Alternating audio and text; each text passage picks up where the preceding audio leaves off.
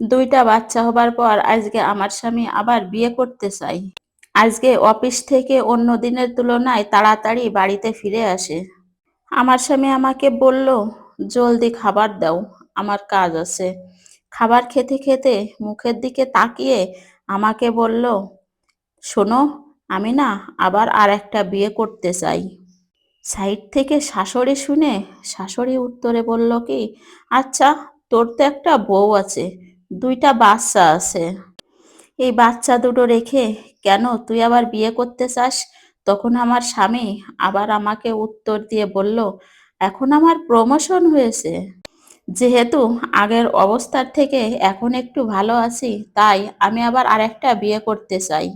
আমার স্বামী বুক ভরা নিঃশ্বাস নিয়ে বলল, আমি যখন বিয়ে করি তখন আমি বেকার ছিলাম, এজন্য আমি তোমাদের পছন্দ করা মেয়েকে বিয়ে করেছি। আর আমি এখন ভালো একটা জব করি, ভালো স্যালারিও পাই, তাই এখন আমি নিজের পছন্দ মতো একটা মেয়েকে দেখে বিয়ে করতে চাই।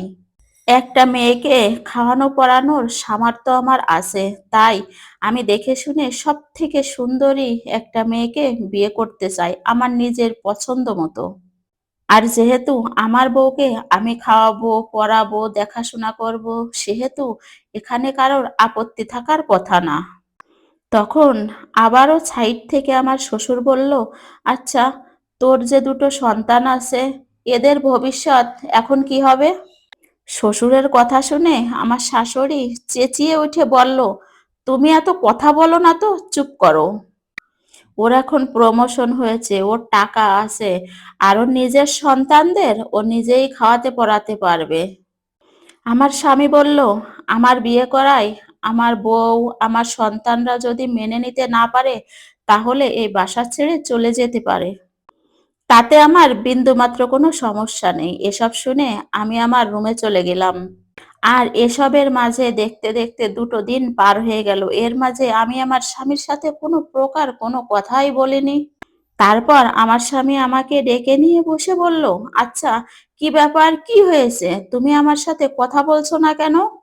দেখো, আমি এখন ভালো একটা জব করি, আমার প্রমোশন হয়েছে, আমি একটা মেয়েকে ভালোভাবে খাওয়াতে পরাতে পারি, তোমাকে আমি পূর্ণ স্বাধীনতা দিচ্ছি, তোমার যেখানে ইচ্ছা তুমি সেখানেই থাকতে পারো।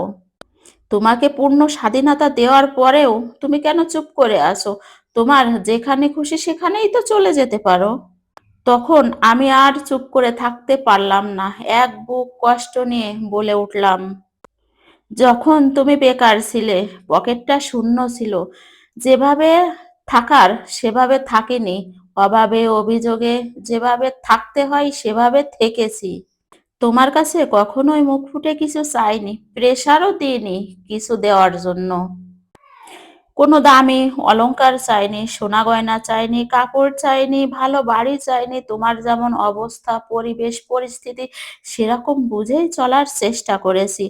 আর নামাজের পাটির পরে বসে আল্লাহর কাছে সবসময় প্রার্থনা করেছি। প্রার্থনা করতে করতে কান্না করে আল্লাহকে বলেছি, আল্লাহ, দ্রুত যেন তোমার প্রমোশনটা হয়, আমরা যেন একটু সচ্ছল ভালোভাবে চলতে পারি, দুটো সন্তান নিয়ে ভালোভাবে থাকতে পারি। কিন্তু এটা কখনোই ভাবতে পারিনি যে তুমি সচ্ছল হলে আমাকেই ভুলে যাবে। মানুষ যে কতটা পরিবর্তন হতে পারে, তোমাকে না দেখলে আমি এটা জানতামই না, বুঝতেও পারতাম না।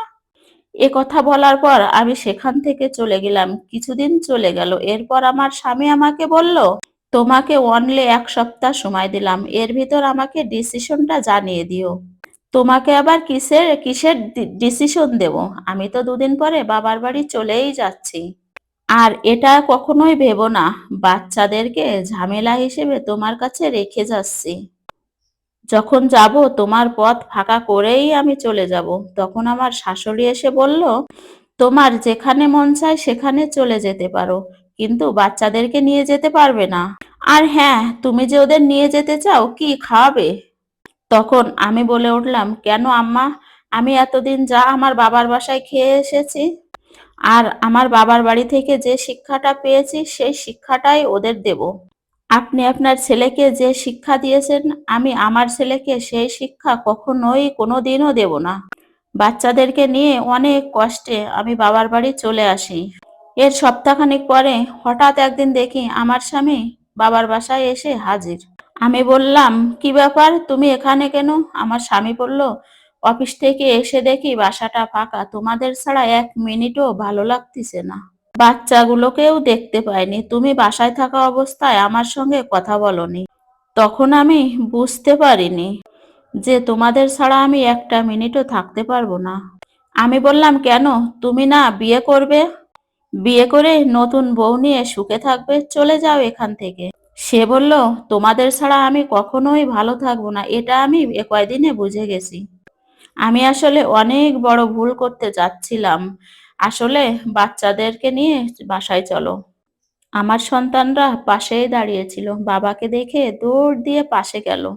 আসলে টাকা হলে নিজের জীবনের অতীতকে কখনো ভুলে যেতে নেই।